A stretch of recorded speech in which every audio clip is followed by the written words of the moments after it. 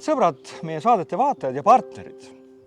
Oleme taas uue produktsiooni reisi ukse ees minemaks Iisraeli filmima teist poolt Jeesuse jalajälgedes sarjast.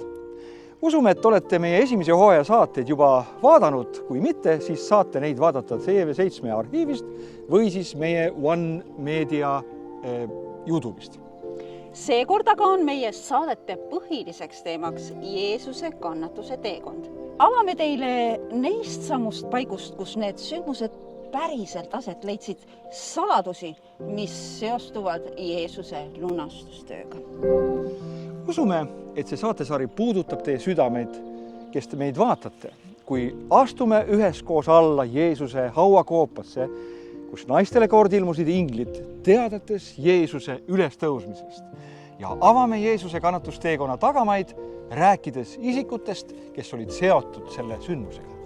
Ja nagu eelmiselgi korral pakume teile võimalused tulla meiega kaasa oma toetusega ja palvetega, et aidata tuua see niivõrd oluline sari meie vaatajateni. Sinu annetuse tunnustuseks lisame su nime iga episoodi lõppu. Toetajate tänunimekirja. Samuti ka siis, kui sa toetad meie projekti oma firma või koguduse poolt.